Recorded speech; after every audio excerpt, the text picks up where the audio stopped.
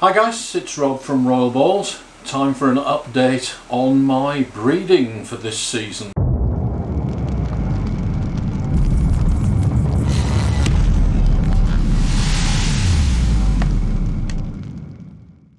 We've got off to a late start, but as you can see, I've been cooling the room now for about a month. Why do I cool the room? Out here in the tropics, we don't get seasons, we don't get winters. We don't get low pressure systems coming through that encourage snakes to breed, but we do get very subtle temperature variations during the course of the year.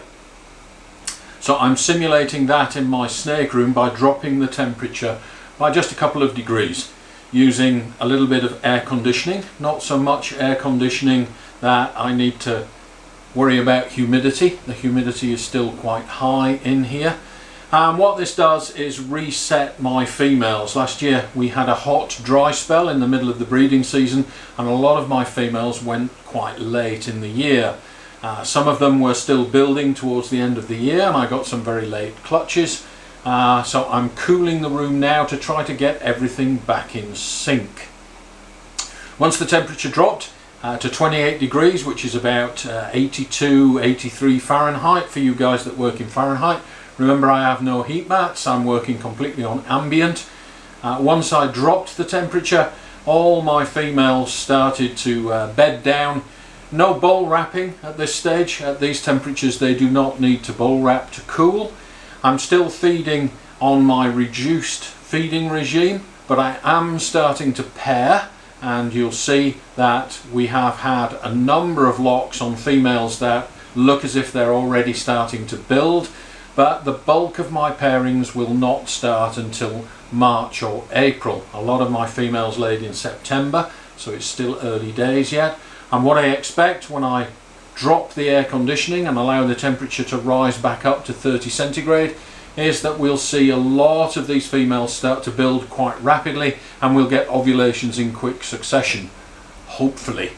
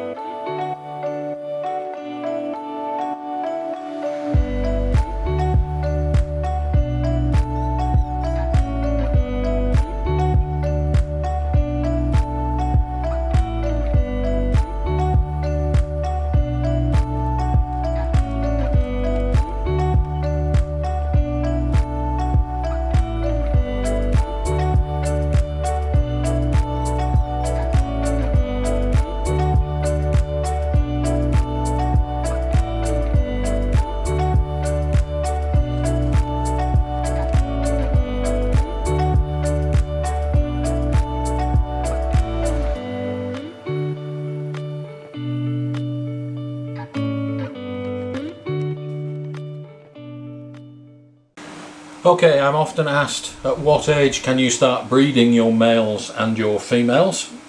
This male is my Firefly Enchi Clown male that I produced at the end of the 2020 season, so he is now about 14 months old. This guy is around about, let me weigh him for you.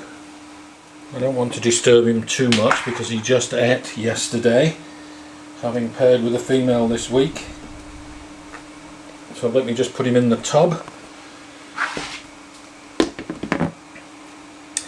And this guy is already 1225 grams, so at about 14 months old, 1200 grams. This guy is already locking up for me with a female. He has been paired twice, and this guy is easily large enough to breed. So this guy at 14 months and 1200 grams is easily big enough to breed. keeping it real now with a slightly dirty tub. This guy on the other hand is a 2021 snake, so this is only about 8 or 9 months old. This is my Iron Man Light, and obviously he's critical to many of the projects that I'm going to be working this year, and we are hoping to get him up to size and into the breeding team. I have actually tried to pair him with a female already, but he did not lock. So this guy is right on the cusp of what I would consider to be an acceptable age for a male. Young males are often hit and miss on fertility anyway, so it's pointless pushing them if they're not ready. The problem with a small male like this is once you start to breed them, if they do go off food, and this guy did eat yesterday, so no issues there, but if they do go off food, they can lose condition very, very quickly. They can get very skinny in next to no time, and that is obviously detrimental to both their health and their ability to breed. So let's just weigh this guy. He's around 8 months old now, and this guy is 850 grams. And as I said, he has been paired but hasn't locked yet. This guy is theoretically capable of breeding at this size. We could pop him and see whether he's producing sperm plugs, but I'm not going to disturb him now since he has just eaten. But 850 grams and about 8 months old, and this guy is within the range of what's acceptable to use for a male. They will breed younger, but they obviously need very careful watching to make sure that they maintain their condition. So this is a male that we've tried that has not yet locked for me, but should theoretically be ready to breed. Let me show you this girl here. This is a 3-year-old female now, so she's been a picky eater and has not really gained much size. She's still short of 1500 grams even though she is 3 years old. Let's just weigh her. I am hoping to breed her this year, but she has not been paired yet because I don't consider that she's large enough, and let's discuss that in a moment. Let's weigh her first. Alright, so this girl is 1360 grams, so about 150 grams short of the magical 1500 gram size. Now I'm going to say that the most critical factor for your females is not the size that you start pairing them at, it's the size they get to before they lay eggs. So for a female of this size, if I was to start pairing her, as I said, she's a picky eater, I would be taking a risk that she did not eat enough to gain the reserves that she needs to carry her through a successful breeding season. She may reabsorb, but these snakes are physiologically designed to attempt to breed regardless of whether they can survive the process or not. These are not mammals that cease to breed when conditions are bad. These are snakes, and they take a slightly different approach. A female will actually sacrifice herself to give you a clutch of eggs, so I'm not a huge fan of they'll breed when they're ready and they don't carry weighing scales in the wild. Both of those things are true, but this is not the wild. This is nothing even comparable to the wild, and we are about to lock this girl into a tub with a rampant male who is going to rape her. That is not nature. That is entirely under my control. The danger for this girl is that if we attempt to breed her now, even though she is 3 years old, that she continues to be a picky eater. She does go on to give a clutch of eggs, and if she gives us 6 to 8 eggs, she is going to lose about 800 to 1000 grams of her own body weight. And obviously at 1300 grams now, that will leave her in a critically dangerous condition after she lays eggs, and it is possible that this girl could potentially do that, and I could end up killing her if she doesn't recover very quickly from egg laying. And as she is a picky eater, I do not want to take that risk. So this is a girl that's right on the cusp. Unless she shows me signs that she does want to breed, she starts building and eating ravenously and gaining more weight than she has to date, this is a female that I will not be pairing this season, even though she's 3 years old and even though she is 1,350 grams. That is not heavy enough to carry her through the breeding season. I like my females to get to at least 2,000 grams at the peak of their build, so that when they lay they're still over 1,000 grams at their lowest weight. This girl would be less than 1,000 grams and will be in critical condition after a clutch of eggs. So this is one that I would not pair at this point in time. Okay, again keeping it real with a slightly dirty tub. This is my pastel Enchi clown female, a really nice female that is the mother to the Firefly Enchi clown. And she is now approaching 5 years old, and this will be her 3rd season. This female is one that I did pair up at 2 years of age. She was 1,500 grams, but she did not make 2,000 grams during her build. She ate about 2 decent sized rats and that was it for her ravenous eating phase. And she gave me a clutch of eggs 2 years ago, 6 eggs, and she ended up at under 1,000 grams after laying those eggs, and it's taken her a long time to recover. She did breed again for me last season. Again, she gave me a clutch of eggs, but this time out of all those eggs only 4 of the eggs made it.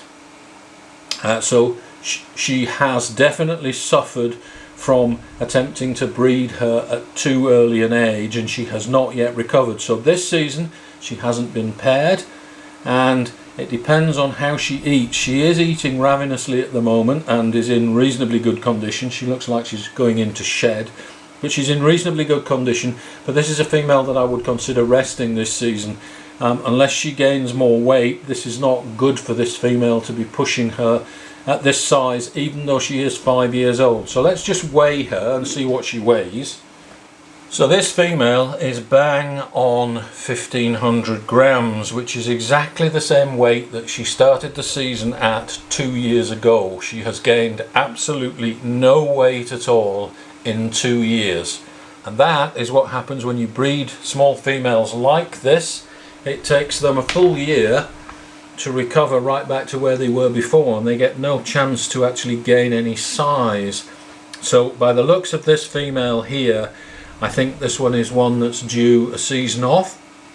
We'll let her try and gain some more weight, see if we can get her up to 2 kilograms before we breed her again, and she will give us a nice healthy clutch of eggs at a bigger size. But pushing her this season, after she laid a clutch 2 years ago that left her very small, and she laid a weak clutch last season, it will be foolish to push this female again this season, so she's probably going to get the year off.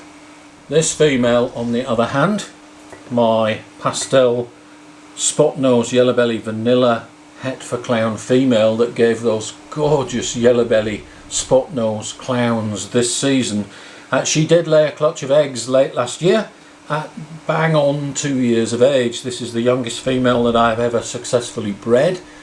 She was starting to show me signs that she was building at about 18 months, and I did pair her. She went on to lay a clutch of eggs at exactly 2 years of age. She gave me 8 good eggs, and she peaked at 2,200 grams during her build. So even though this female was quite young, she was a very big female, never missed a meal, and I had no issues with breeding this female at that age. This will be her 2nd season, and you can see that she's recovered fully already from laying those eggs just a few months ago. She did lay in September, about the middle of September, so I'm expecting that she will lay again in September this year, and she has gained the weight, so this is one that I will be pairing again this year.